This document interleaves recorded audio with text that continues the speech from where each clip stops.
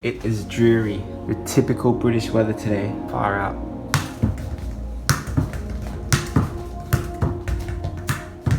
It's Nick Humphries making his debut.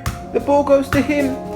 He volleys it to goal. You know, one of those days when you got like a lot of stuff planned and you want to do a lot of stuff, get a lot of stuff done, but you get in this state where you end up just staying home all day, you're on the couch, on the phone, on your laptop, whatever, and you just stay housebound. And that's been me today, because ever since last night, my mind has been racing. My mind has been in the state of not wanting to do anything. I've had to kind of just sit and just think and ponder. I'm just not feeling it today. I've just been walking around, thinking, pondering, getting distracted by social media and just thinking, man. So, went to this networking event now. One thing about these networking events is like, I don't like the label networking. It sounds like you just want something from someone. I don't really like the label, but I don't know anyone in London, so this is what I felt like I had to go to just to try and see if something could happen, because this is a 100-day challenge after all, and we have to try every single avenue, every single way that we can. So I rocked up to the networking event in a place in central London called the Nelson Bar. You know, everybody's there in their suits and their blazers and whatnot. To be frank, I was there too, because you kind of have to look the part, you know. Got there, first thing we did, everyone's doing like a 30-second introduction of themselves, stand up. Hi, I'm Nick Humphries, 100-day challenge to pro contract. I looked here to connect with managers and coaches, etc. So there were about 50 people there. After everyone gave their introduction, then we all went over to the bar to network, which basically means talking to people and seeing if there's like some, I don't know, synergy between you two to do a business deal or just get to know each other and kind of build a relationship. Very like cheesy, corny. I think in this day and age, especially for us guys in our 20s, it's kind of like, eh. But anyway, I did that pitch, that 30-second thing. We got into the mingling. I wanted to connect obviously with agents and managers and coaches. That's my main goal. And also anyone that just seems interesting. And you had your agents that were very, very distant, like didn't want to make eye contact, kind of very standoffish. The coaches kind of the same. Chairmans in their high horse, like in their 50s and their 60s, like, I'm untouchable. You get that kind of feeling, you know, from them. Generally, there were two types of people. One, the supporters, and two, the kind of naysayers. Generally speaking, the people under 35 were very supportive type. People over 35, a bit more traditional, don't understand why I'd come all this way, think that YouTube is like silly, blah, blah, blah, don't really understand it. But I'll give you one example of what happened. And I was talking to a manager, right? He was kind of interested. Anyway, further into the night, when I talked to everyone, I met another football vlogger. I met another guy playing the conference. We had a good chat. A guy who runs a podcast, a guy from the BBC, all types of interesting people in the football industry. But there's one guy that was probably the most important person there in terms of the 100-day challenge. So I went to talk to him. That was a conference team manager. So we got into later in the night. It was coming to the close, about 10 p.m. or so. I was ready to head home. He was still there having a drink or two with a kind of a colleague or something. So I go up to him and I say, hey, is there any chance I can train with you, whatever? He said, yeah, we got training tomorrow, but you got 15 minutes or you can book off. He was literally just like, yeah, come, but if you're not good enough, I'll tell you to fuck off and go home after 15 minutes. That's my best accent.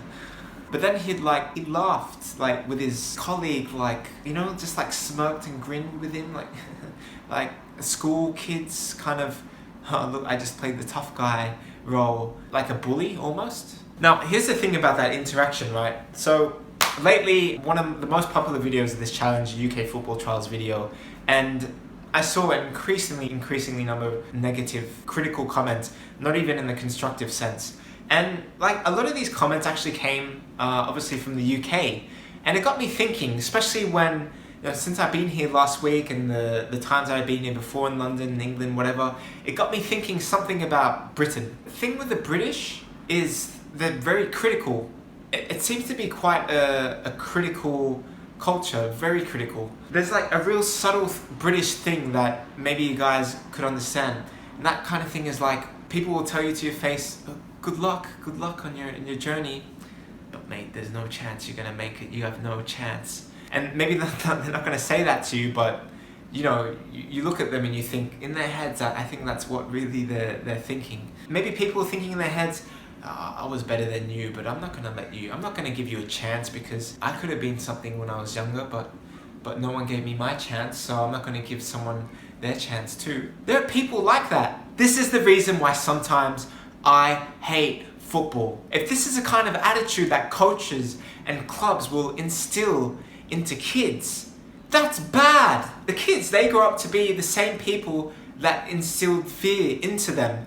And that's fear that they bring into them as a player and as a person. Not confidence, fear. Fear. That's stupid, that's crazy. But that is scary. That is scary. And real talk, I think this is one of the reasons why players get, depressed and some even suicidal. Like honestly, people have killed themselves because of some of these reasons. There are probably players that that are kind of depressed because of these reasons, but they don't want to speak up about it because in fear of hurting their ego, hurting their pride or something about themselves. But these are one of the reasons why there are a lot of problems with depression in football and in athletes. Some even lead to the verge of kind of becoming suicidal. And that's scary, but that is a real thing that's happening. Serious shit. And I don't want to get into it too much now. Maybe that's for another video. But if you're a player yourself or a coach yourself that might see this in a player, then just go reach out and talk to them and help them. But here's the thing though, those of you that are young, that have maybe played all your lives football, maybe you're in this bubble and you think that this is only normal in football, nah, you're wrong. This happens everywhere. And it doesn't just happen in England, doesn't just happen in Europe, doesn't just happen wherever. I played in 4 countries now, trained with 20, 30 different teams in the last 5, 10 years, and I can tell you that every club around the world with a hierarchy, which is pretty much every club, is going to have these internal politics and these naysayers and the people on their high horse that have stigmas attached with certain players and they stereotype or whatever. I can tell you, having worked in banking, there are a lot of shitheads in banking too. The same internal politics, the same bullshit. I mean, listen, I just saw an article on Sol Campbell having trouble to find a non-league job. Sol Campbell is an England legend. He played in World Cups. He's famous. And he can't even get a job, a coaching job in the non-league. That's ridiculous. Now, I could go train with that conference side today. Do I really want to though? Is that guy the kind of manager that I want to play under? Just from the interactions that we had? Any industry that's got this hierarchy and this structure is a really traditional industry. In music, for example, if there are a group of followers that like your music, then labels will come after you. It used to be the other way around where artists would have to go to a label and sell themselves, just like I'm trying to do now with football. But that industry has changed. In YouTube, if you got subscribers that like your content, then chances are, if you got enough, you can make a living off it. In a startup, if people are downloading your app or buying your product, then you're going to be a success. With those things, you are in 100% control of the outcome. And maybe not 100% sometimes, maybe 95% or 99%, whatever. But for the most part, you have way more control of your destiny than say you do in football. With music, with YouTube, with startups, with whatever, the people decide what they like. The people decide who they put on. That is the market. And you're the sole person that decides what you make. But in football, there are gatekeepers. And those gatekeepers need to give their approval of you. That gatekeeper might be a scout, it might be a manager, it might be an agent, it might be whoever. How they decide on those approvals is not always fair. They might not give you approval, not because you're not good enough, but could be on the way you look. Right? Maybe you're too tall, maybe you're too short, maybe you're black, white, yellow, doesn't matter. But people do racial profile as well. I mean, me looking half Asian or somewhat Asian, that doesn't necessarily help me and my cause playing here in England. People will judge you on your past experience. Did you play for an academy team? The 3 reasons why I won't make it video is exactly some of the reasons that I talk about. What school you went to, what team you played as a child, etc, etc, etc. Single people dictate how far you go, individuals. In other areas, in other jobs, in other careers, no one gives a shit. Especially in our generation today, where people have become influencers and they can make livings off social media, etc. But in other areas in this day and age, if you have something that people like, People will buy it or consume it or watch it or listen to it, whatever, and you will be able to succeed or make a living or whatever your goal is with that.